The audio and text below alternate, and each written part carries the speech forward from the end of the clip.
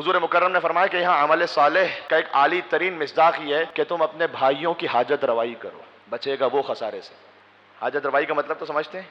کسی مومن کو آپ کسی مشکل میں دیکھیں، اب یہاں سے ایک بہت اہم باب شروع ہو سکتا ہے تفصیل سے کہ آپ حاجت روائی کریں، اس کا کیا اجر ہے، اس کے لیے کیا آداب بیان کیے گئے۔ اگر آپ خود کبھی کسی مشکل میں آ جائیں تو کس سے اپنی حاجت کو ذکر کریں، کس سے نہ کریں۔ ہر ایک سے بات کرنے کے لیے منع کیا گیا، فرمایا گیا کہ یہ دیکھو اللہ تعالیٰ نے تمہارے چہرے کی ایک آبرو رکھی ہے، یہ دیکھو اپنی آبرو کو کس کے سامنے بہا رہے ہیں، ہر ایک سے بات نہ کرو۔ یہ بات غور سنیے گا، احادیث میں اسباب فقر میں سے یعنی یہ کہ کچھ چیزیں ہوتی ہیں کہ جس سے آپ کا رزق بڑھ جاتا ہے، مثلا سورہ واقعہ آپ پڑھیں رزق بڑھ جائے گا، استغفار کریں رزق بڑھ جائے گا، صلہ رحم کریں رزق بڑھ جائے گا۔ کچھ چیزیں ایسی ہیں جس سے رزق کم ہو جاتا ہے، اسباب فقر میں سے۔ اس میں سے ایک کثرت سے احادیث میں بیان کیا گیا ہے کہ اپنے فقر کو ہر ایک کے سامنے بیان کرتے پھرنا اللہ کو پسند نہیں۔ اللہ کہے گا اسی حالت میں رہو۔ پھر آپ نے دیکھا ہوگا بعض لوگوں کا طریقہ یہ ہوتا ہے، ارے حالات صحیح نہیں ہے، کیا کریں، مشکل میں ہوں، ہر دوسرے شخص کے ساتھ یہی بات کرتے ہیں۔ وہ آپ سنیں گے کہ جناب بات کر رہے ہیں کہ حالات صحیح نہیں ہے، بڑے مشکل میں ہیں، ٹھیک ہے ہاں گزارا ہو رہا ہے وغیرہ وغیرہ۔ 2 دن بعد آپ نے دیکھا تو کسی برانڈ نیو کار میں گھوم رہے ہیں، تو آپ نے ان سے پوچھا کہ جناب آپ تو کہہ رہے تھے حالات ٹھیک نہیں ہے،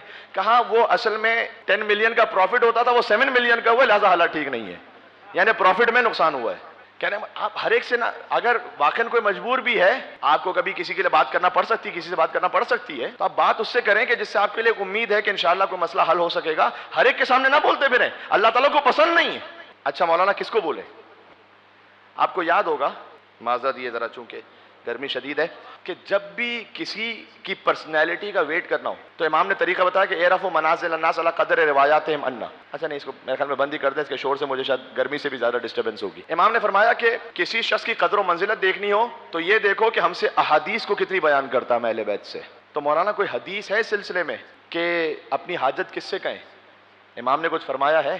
جی فرمایا ہے، 3 لوگوں کے لیے فرمایا، کذو دین او ذو مروت او ذو حسب، یا کسی دیندار سے کہو، او ذو مروت، یا کسی مروت والے سے کہو۔